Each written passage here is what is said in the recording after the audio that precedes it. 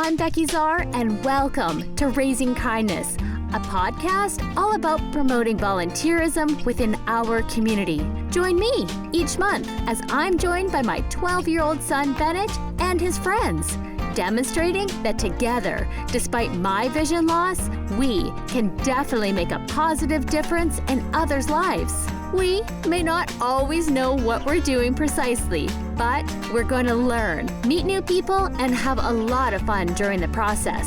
So grab a friend and join us on our volunteering adventure that we call Raising Kindness. Welcome to Raising Kindness, the video podcast that's all about volunteering and giving back to your community, regardless of your challenge or your age. I'm Becki Zerr, and I'm your host that will be navigating us throughout this exciting journey. I'm going to be joined by 10 different organizations that we had the opportunity to volunteer at and give back to. Participating beside me at each of these volunteer activities will be my 12-year-old son, Bennett, as well as one of his amazing friends. In addition to these adorable kids, you're likely going to notice my cute guide dog. She will be right by my side as she helps me navigate through each of these experiences. I'm a blind wife and mom, yet I'm here to prove that I can contribute to my society and give back in a meaningful way. Okay, let's get started. In this episode of Raising Kindness, we had the opportunity to connect with an organization that is near and dear to my heart.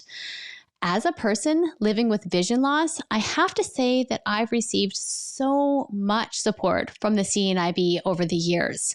So let's just say that I was a little bit excited when I realized that there was an opportunity for us to volunteer and participate at this year's CNIB Kids Camp. Joining me today to tell us a little bit more about the CNIB Foundation is Ashley Nemeth, Provincial Director for Manitoba, Saskatchewan region. Welcome to the show, Ashley. Thanks, Becki. Can you just share a little bit of the history behind the CNIB and what brought the organization to where it is today? Yeah, so CNIB is an organization that is more than 100 years old. We were established out of two major events, those events being the Halifax explosion and World War I. We emerged from those two events as the primary vision rehabilitation organization in Canada. And we now serve Canadians across the country, offering quality of life programs for individuals who are blind or partially sighted. And so, with that here in Saskatchewan, we offer all sorts of programs, and those have evolved over the years. And we'll continue to evolve, and we're always looking for, different ways that we can serve the community. CNIB provides a variety of supports to people like myself living with various degrees of vision loss. And I'm just wondering if you could maybe share a few examples about how your services can directly impact the clients. Our programs try to encompass the whole person. So focusing on everything from their emotional well-being, from, with peer support groups, for example, which are a huge part of what we offer. And peer support groups are more than just people coming together, sitting around a table and complaining about how the world wasn't made for them. It's really about supporting individuals in their vision loss journey, where they're at and where they want to go. Having some laughs and some social time and being able to just be yourself in an environment where individuals understand what you're going through on some level. And so peer supports are a large part of what we do. We also offer sports and recreation programs, which are really important for people. The sport and recreation is important for someone's mental health as well as their physical health. And a lot of individuals, especially if they're new to vision loss, are nervous to go into a recreational program with fully able-bodied individuals who are sighted. And so we offer them the opportunity to try out something new. Maybe it's a yoga class or a strength and fitness class. And then once they're more comfortable with the skill and the activity, we encourage them to be able to participate in that activity outside of CNIB with their greater community. So we're working on building their skills, their confidence, but integrating them back into the community, because ideally we want individuals to feel confident and independent. They can participate in life fully within their community. So the CNIB is providing so many amazing supports that directly affect the clients. But in order for this to all take place, this organization does rely heavily on donations as well as volunteer supports. Can you maybe comment a little bit on the impact that volunteers are able to make? Being a nonprofit, CNIB relies solely on donations and funding through grants to be able to provide the programs that we offer. Outside of the funds, because those funds are so limited, we also rely on volunteers to be able to offer those programs. So all of our programs are overseen by staff of CNIB, but they're volunteer-led. And so we really want the community to be able to support each other and facilitate those programs and support each other through this vision loss journey. We wouldn't be able to offer the wide range of programs that we do without the support of our amazing volunteers. And our team of staff rely heavily on our volunteers, and we see them as a part of our staff. And so they really are the backbone to CNIB and allowing us to offer the services that we do for our clients. I think it's great whenever kids can be involved. I myself got my start at CNIB as a volunteer. I volunteered with CNIB long before I was an employee at CNIB.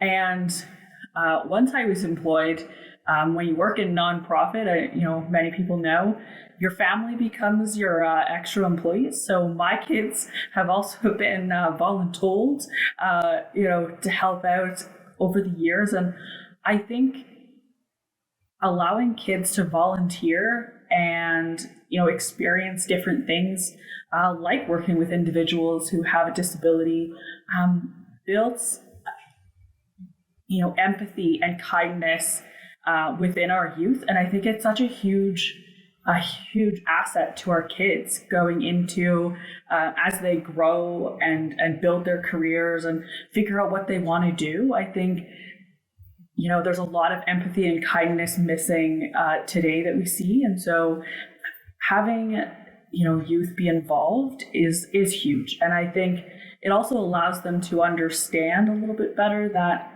individuals who have a disability or a difference from them, enjoy life and the same things that they do, maybe just a little bit differently, but they still, are able to do all those same things. And so I think it's amazing whenever we can have youth be involved in our programs and in volunteering. And if people would like to learn more about the CNIB and the services that they provide, or how they can get involved themselves, where can they best find this information? The best place to go would be to our website, so cnib.ca. There is a volunteer interest form on our website that you can fill out, and if you have any questions, we'd be happy to answer them. Thanks so much, Ashley, for taking time out of your busy day to come and have a conversation with me. Thanks, Becki. Next up, I'm excited to welcome a long-running volunteer of the CNIB, Michelle. Welcome to the show, Michelle. Thanks, Becki. Michelle, I'm wondering if you can share what got you started with volunteering at the CNIB. I've been a CNIB client since I was a little kid, so it just seemed natural that, as I grew to be an adult, I used that as an opportunity to give back. Clearly, you've been doing this for a while, so I could imagine that you've had quite the array of volunteer opportunities with them. Can you maybe share a few examples of some different volunteer opportunities that are available at the CNIB that you're aware of? Sure. There's the summer kids camp for youth with sight loss. We used to have night steps as one of CNIB's fundraisers. they've had a few online events, with COVID and things in the past. That's kind of the two big ones I can really think of. So today, the kids and I had an opportunity to volunteer during a small component of the CNIB Kids Camp. And obviously the Kids Camp, it's designed for kids within the community who are blind or partially sighted. And it's just a really great opportunity for them to get together and be with kids that are like themselves.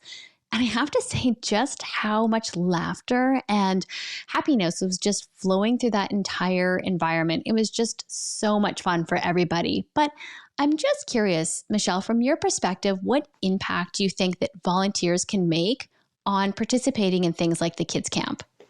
Well, with lots of different nonprofit organizations, volunteers are vital to, day-to-day operations or helping with the kids camps, helping with just the organization in general. So I would say they're very vital, and it doesn't take much to volunteer. What would you say to somebody who's considering volunteering at the CNIB? Practice your verbal skills. So things like, the chair is 3 feet to your left or the table is 10 feet to your right, rather than just the table is over there, right? Because folks that are partially sighted or totally blind won't know where over there is. So if you're, that's one thing that might be beneficial. If you could, go in, having that practiced, you'll be set. I love that, because I still say to my family, I catch them every once in a while, and they're like, just right in front of you, right over there. I'm like, where's there? Like, that's not an actual direction, but that's a great tip to have, I think. But what do you find to be the most rewarding part of volunteering in general? Learning some of the new techniques like TikTok and Snapchat, and some of the new things that are out there, like the floss dance, and I don't know, things that I just never knew existed, when I was a kid. Or on the flip side, just teaching the younger kids that, they're going to be fully functioning adults someday, right? They're still going to have sight loss. They're still going to have a disability. How do you be an adult in an adult world and do adult things when you have sight loss? That peer support, it's so vital. I completely agree. But I'm wondering what your thoughts are. Obviously, you know that Bennett, his friend Rylan, and myself spent a little bit of time at the kids camp today. What are your thoughts on sighted kids being part of the volunteer force at the CNIB? It's a good idea. Lots of siblings have, like, I have an older brother and a younger brother that are fully sighted. Right. So it's good to get them, and they're going to understand what it's like to have somebody who has sight loss, because they're just used to it. Right. So it's nice to be able to have that integration of sighted people and able-bodied people mixing with folks that have disabilities, and everybody's helping everybody just as one big giant community. Absolutely. Thanks so much, Michelle, for coming on our little podcast today. And thanks so much for all of your amazing volunteering that you do for the CNIB. And really for the blind community in general. I know you do a ton. And thanks for coming on the podcast. Thanks. I thought I'd wear my green CNIB volunteer shirt from Night Steps for this occasion today. I thought that was a appropriate attire. Totally. I have a blue one. Thanks for joining us.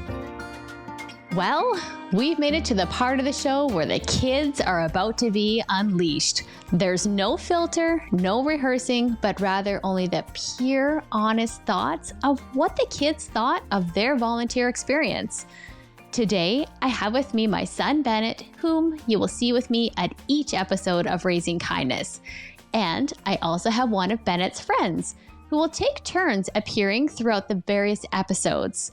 Today, we're both excited to welcome his friend, Rylan.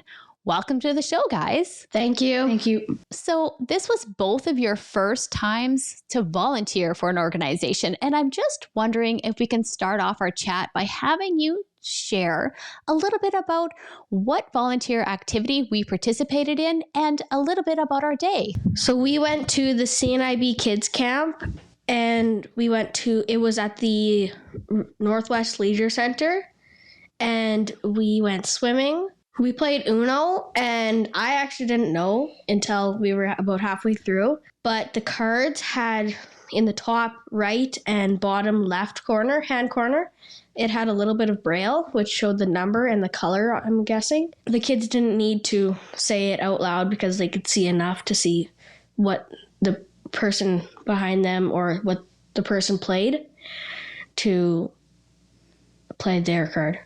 Okay, I'm curious to hear what you guys thought about the experience. I mean, there were kids around your age who were blind or partially sighted. What was that like? It was kind of surprising that they could do all the things that we do as normal kids and stuff.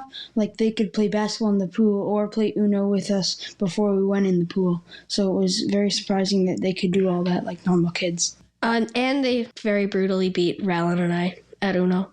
Was there anything that surprised you today that maybe you weren't expecting? Yeah, they actually remembered our name. They were calling me and Rylan's name. Yeah, it was just super fun. Super fun.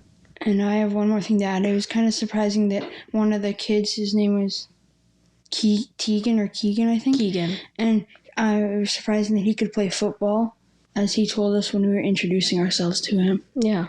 Are there any last minute thoughts or comments that you'd like to share? I think it was a little bit easier for me to interact with the blind or kids or partially sighted kids. I kind of actually forgot that the kids were blind. It was a little hard, a little bit at the start, hard for me to interact with them because I'm not used to talking to people that are blind or partially blind. So it was a different experience for me. Well, kids, thanks so much for volunteering with me today at the CNIB Kids Camp. I had a total blast with you guys today. But before you two get up and run away, it's time to do what I think is one of the most exciting parts of the show, the Raising Kindness Challenge. How this all works is, at the end of each episode, the kids are going to put together a kindness challenge, encouraging you, our viewers, to get involved and help us spread kindness all around communities throughout the country. Once you've had the opportunity to complete the kindness challenge, I then want you to post your pictures on our social media pages. Post a picture and a description of what you did during the challenge. Then together, we can watch the positive impact that we're able to make. So Mom has a guide dog. Her name is Lulu. She is from the CNIB.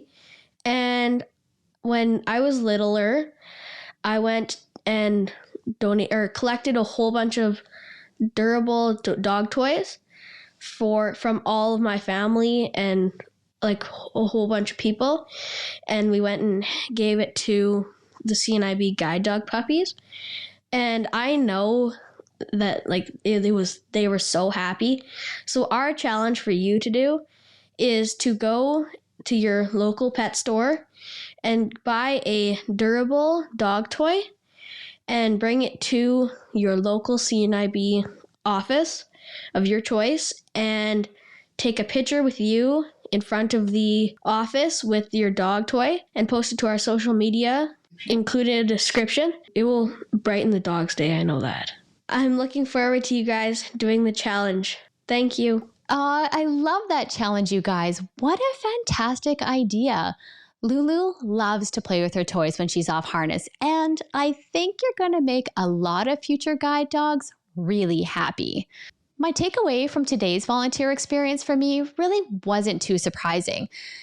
If I'm being completely honest, I kind of strategically planned to have the CNIB Kids Camp be our first volunteer opportunity. People who are blind or who don't have typical eyesight, sometimes for them, going into a new environment and trying new things can really stir up a lot of stress and anxiety. Trying to learn a new environment, communicating your needs to people, and then trying to complete the new activity on top of it all, well, let's just say that it can be a bit challenging to pull it all off successfully and feel really good about it. Since I experienced my vision loss, which was about 9 years ago now, I have been volunteering in different capacities with the CNIB. I've helped to do things like advocating for increased government funding. I've helped out at other kids' camps. I've been their spokesperson on several occasions, and I've been part of the Guide Dogs with Purpose Planning Committee. And last but not least, I'm currently serving on my second term for the CNIB Advisory Board of Directors. And I've received a lot of support from this organization over the years, so I'm very happy to be able to give back in a way to them. But to see my son and his friend Rylan volunteering for the organization today, it just made me feel so proud. They interacted with the kids by being aware of their vision loss, but they didn't make it their primary focus, which I felt was absolutely fantastic. Really, to the onlooker, they would have just tagged them as a typical group of kids, just playing and having fun. Overall, to me, today was such a great day. For somebody who is living with vision loss and considering volunteering, I would definitely consider recommending that they start off at the CNIB or a similar organization. It would be a great first step just to help you boost your confidence and get you started. And that brings us to the end of this episode of Raising Kindness. We look forward to seeing you participate in the Kindness Challenge. So be sure to tag us in on all of your social media accounts. Take care, and thanks for watching. And that's a wrap on this episode of Raising Kindness with me, Becki Zerr. Thanks so much to all of my guests and to you for tuning in. Be sure to check us out on social media. You'll find us on Facebook and Instagram at raising.kindness.podcast. And don't forget, you're going to want to like and subscribe to the podcast on YouTube and your favorite podcast platform. See you again soon.